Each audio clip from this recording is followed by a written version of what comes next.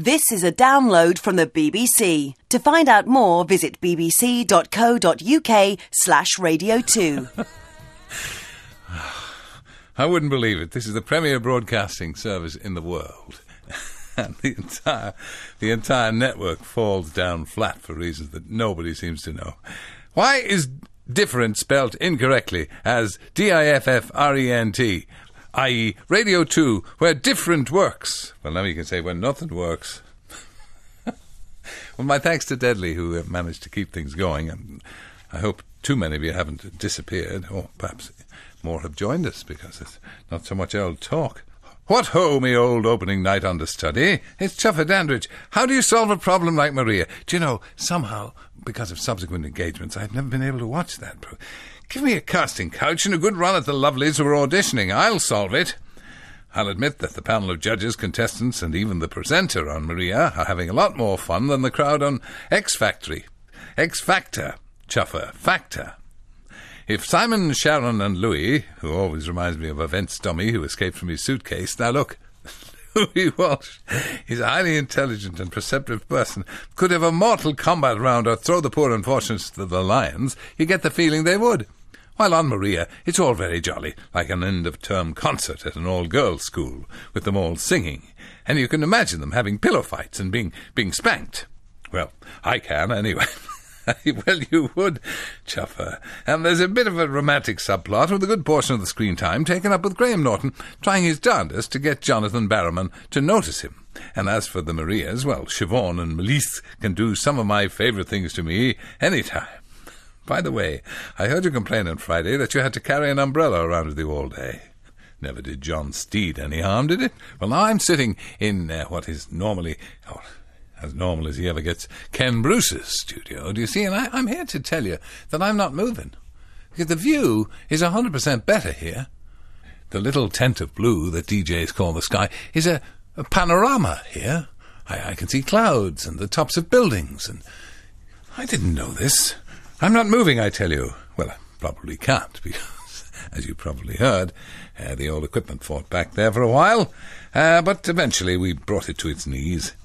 That's not to say it won't collapse again tomorrow, of course. I've nothing but admiration. Have you not indeed, Walter? Walter Wall Carpeting. For the man who is kayaking around our shores in aid of children in need. Yes, I haven't heard from him. What? Keep us abreast, lads. A word of warning. I tried the same thing a few years ago. Unfortunately, I tried this in December when it was very cold. I lit a fire inside my kayak to keep myself warm. Unfortunately, the kayak caught fire and sank. It only goes to show you can't have your kayak and heat it. Walter, that doesn't help at all.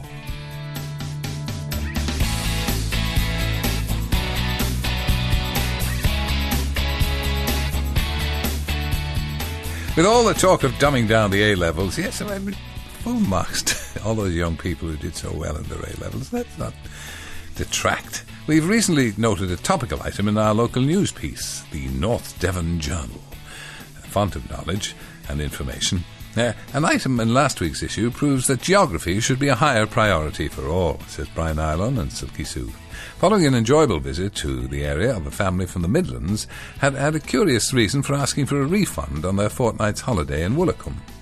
They complained the property was not as described because the cottage was not by the sea, and when challenged, they informed the company that when going to the beach, the sea was approximately half a mile away.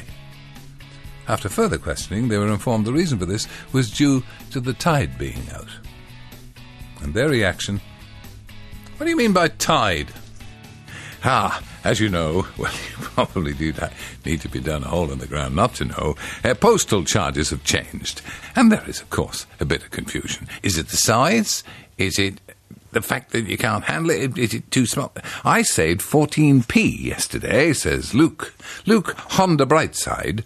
The A4 letter I was going to post before I remembered about the changes, I saved 14p, I folded it in half before I posted it.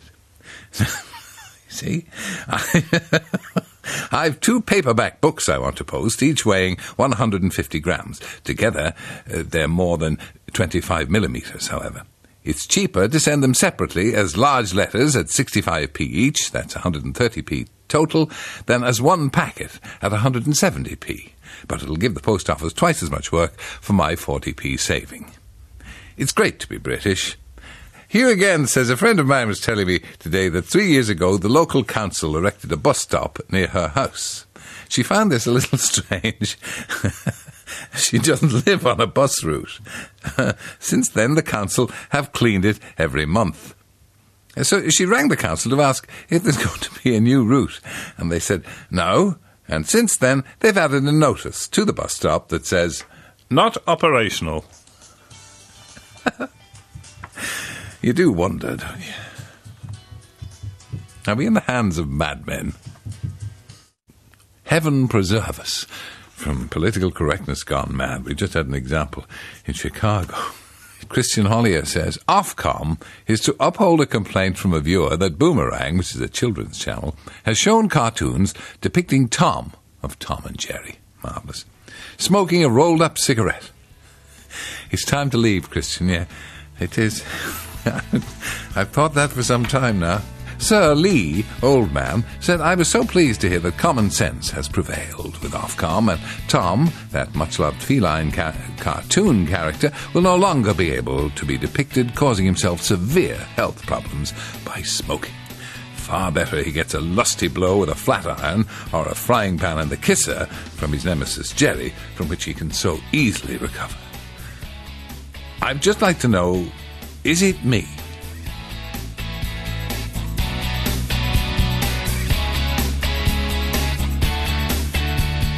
Dame Alan Neal is writing from Cyril Fletcher House, North Somerset.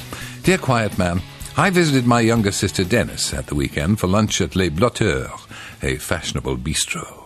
In her living room were signed pictures of you, Deadly Lamar, and Buggy. It brought a wave of nostalgia over me for the Esther Rancid show, where readers send in pictures of misshapen or downright risque vegetables. Dennis sent one of a cucumber once, but they didn't use it. Well, you gave us all a scare yesterday morning. Yeah, we're up to our armpits in emails from all of you. Worried sick for about 20 minutes. Well, no need, I was only off the air for 10. You gave us all a scare and got me into trouble on the last day of our family holiday on the south coast. My wife told me I had to be up by 7:30 and on the road home. At 7:50, as the sainted lady entered our boudoir with a cup of tea, I informed her, something's up with Wogan. I'm not getting up until I know what's happened. And she said, aren't you up yet? About 10 minutes later, no, I'm telling you, there's something seriously wrong. Well, go on, what evidence have you got? Well, I said, well, there's complete chaos, gaps between the songs, no continuity, 36 seconds of Genesis before the show crashed into the news pips. The weather numpty's taken over and is making excuses. Wogan hasn't been on for ages. The wife said, sounds perfectly normal to me. Get up immediately. And there I was, trying to introduce myself to Monday morning, when my husband, says Tinkerbell, came rushing into my sanctum.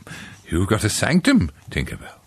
The flooring man was here, 1 hour earlier than expected, and something very serious has happened to Terry Wogan, and they're just playing music. I tell you what, a bit of a breakthrough. I don't like how popular that turned out to be. So glad to hear your demise was greatly exaggerated, says Janet Baker. I'd laid out the black and was about to go into deep mourning. Oh, yeah.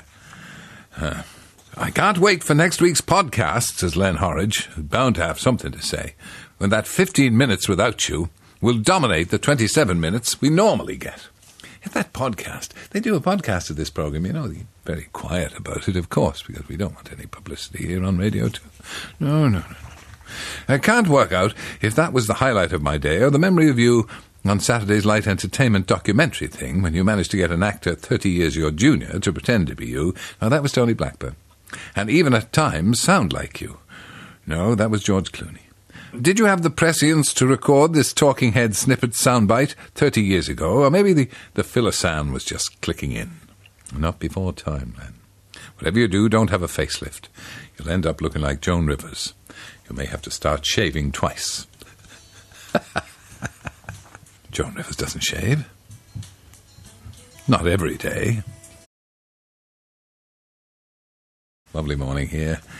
Sorry if it's raining on you. I can't do everything, you know.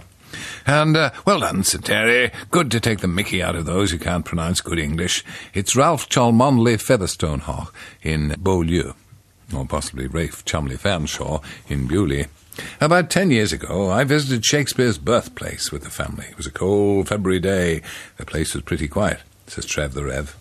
As we progressed around, I caught up with a rotund middle-aged Texan and his equally rotund wife. They do rotund well, don't they? We entered the kitchen, and there on the kitchen table was a model of a recently slaughtered goose. Shakespeare's birthplace, was it? The Texan started to ask the guide questions about the scene until he asked, what type of bird is that? And the guide responded, a goose, which was the traditional cooked bird of that time. Gee, would Shakespeare have killed that with his own bow and arrow? Peals of sniggering all round, and youngest daughter Jessica to suggest that every creature from then on was a victim of Shakespeare's archery prowess and not a flicker of recognition taken by the Texans themselves. No. Sarcasm and irony are not known in Texas.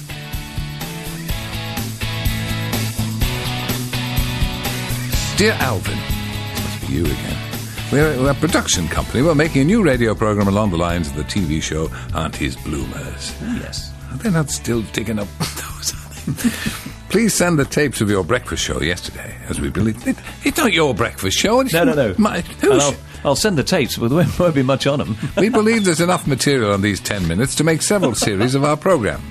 Upon receipt of the tapes, you lead like a joke to me. Receipt of the tapes, we'll send you a crate of Pinot for every time we use a clip. Perhaps you may consider going into detox before the show is broadcast. Either that or consider extending your cellar. Jeremy Beagle is writing. He's still going. But anyway, he's barking, isn't he, Jeremy Beagle? Opening the crackers early. You should have done that in a Brummie accent. Joking, come on. I work night shift. The old night shift, eh? Will Peveril. And I listen from about 7 on the way home. Aren't you great all the same now? Sarah is witty and interesting to listen to, but she's too complicated for that type of the morning. Oh, don't be talking. But you, Terry, you're simple. And not that much fun to listen to, because you are, but you take less concentration after a 10-hour shift and easy to sleep after listening to your show. Keep up the good work. Thank you. Oh, he's nodded off. Thank goodness for that. My wife and I have been trying to save water since the imposition of the hosepipe ban by Three Valleys Water. They've been grand. The water companies have been spiffing, haven't they? Anyway, we've been doing our bit, says Chris Baker, who tends to carry things to excess, wringing out tea bags, showering with the washing up water. So when we noticed water bubbling up through the road outside, we rang Three Valleys Water straight away, as we knew they'd want to dash around and save the precious drops. We followed this up with an email, and were told the matter was receiving attention, and that was 2.5 weeks ago. And so far, they've delivered 4 plastic cones. I'm off for a nice deep bath now on my own, and the cat can stay dirty. Listen very carefully. I will say this only once. 30 years will end in tears. Foie gras is gone in annonce. But René Artois is alive and well in Chicago, serving goose rubies, where the clientele he knew full well would appreciate Madonna's big boobies. The crooked man of old Bangor Town. Very, very good. Very good. Look, it's from the Royal Mail, and I've intercepted it. It's for you. Well, try putting it through this hole. But it's folded up, you can pay less. Absolutely, yes. Does that mean if we make it very, very small, they'll take it and pay us? I can't understand. What's the difference to a postman? What is the difference between putting an A4 envelope through the door and an A5? Does it make any difference? I don't know, really. Anyone, this is for Daddy Coots, so it must be you. Thanks for your query about the revised postal conditions. I note that you wish to be rid of a large, untidy old package who should have been disposed of years ago. How we laughed. No, indeed. And I was waddling through our local supermarket last week looking for a new high-fibre sports organic cereal. According to the ads, it's made from high-octane sprouts, prunes, baked beans and centrepods. On the back of the packet was a special offer. Yes. Your own professional audio software, only £1. Sent off, and there it was. One of the software's many features is voice match. I tested it out. I entered Deadly's fine audio performance, where he seamlessly took over the reins yesterday, and pressed the "Find an exact match for this voice" button. Quick as a flash, up came the word "matched." Guess who Deadly has exactly the same voice wave pattern as? Oh, go on. Anne Robinson. Then I pressed another button marked, "Have they ever been seen in the same room together?" And even quicker, the answer came back, Bing! "No." Oh. And then there's some, actionable stuff about the ladies' toilet, which I won't read. No, please, I don't think you should, Ray. No, I think we must move on I've to worked something with more. Anne Robinson before. I have. One of the few who survived.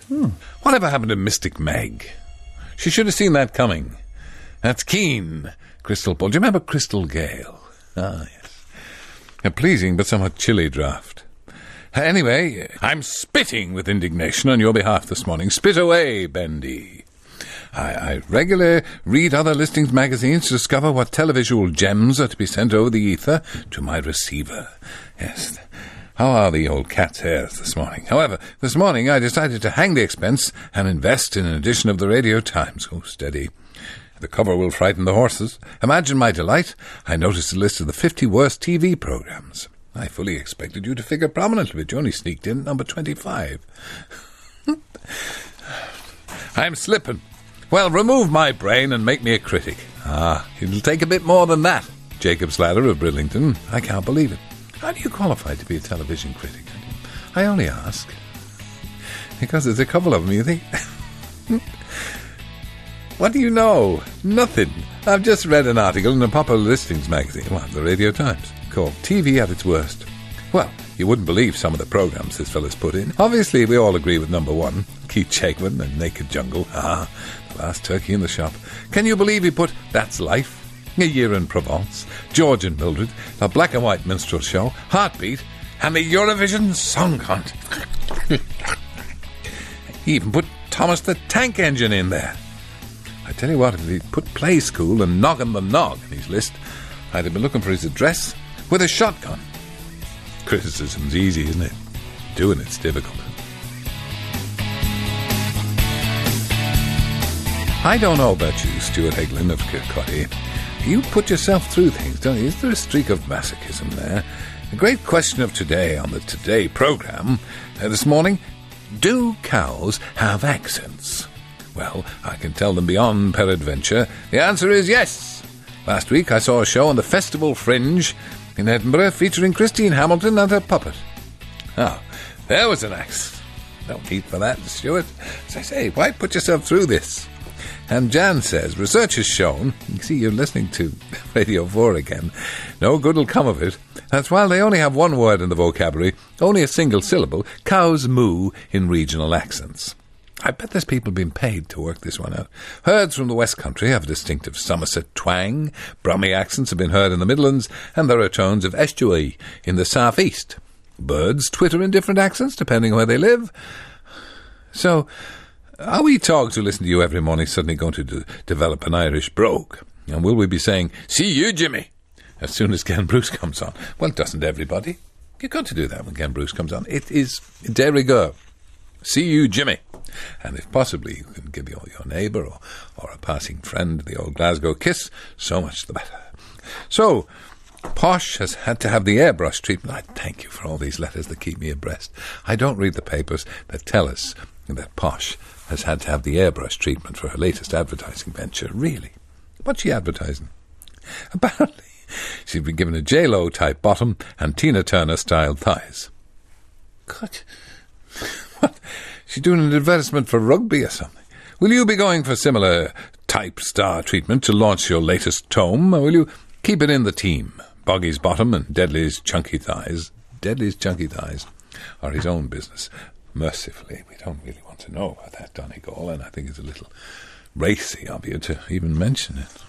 I read yesterday, good morning, Frank, about an ant species that scientists believe have the fastest jaws in the world. There are people paid money to see how fast an ant chomps. There must be more important things. No, there surely. aren't. No, the trapjaw ant of South America can close its jaws at a speed of more than 66 miles per hour. Although one newspaper decided to double that speed. Fair enough. It's not the fastest jaw in the world, though. Anyone seeing Alan Dedicoat with the ham sandwich can testify to that. Oh, harsh. I've seen him work. I've seen him work a sandwich. Dear Mr. Undercoat, it's you again. That's mail for me, I think. It is, yes. Dave Greenall Scott. It's brought to my attention that on Monday morning your team did very well. Who do you think you are, anyway? Oh, it's he thinks somehow he's writing on behalf of young Mr. Grace, the new chairman. Ridiculous. Yeah.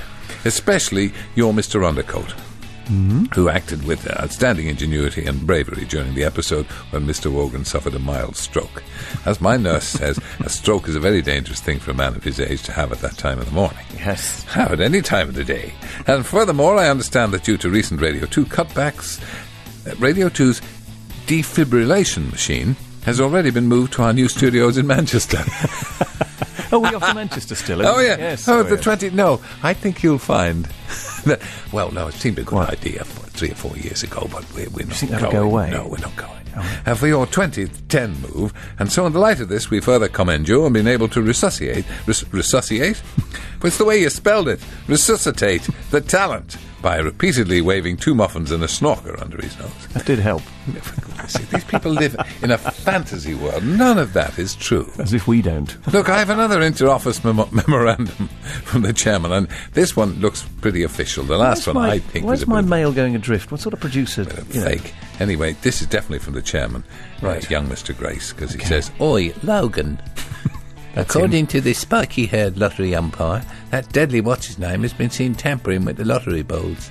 tampering with the ball. He was seen picking at the stitching and swapping some of the common numbers for the ones that regularly appear in his lucky dip ticket, mumbling under his Pinot Grigio-stained breath something along the lines of, "I will live in Arrow.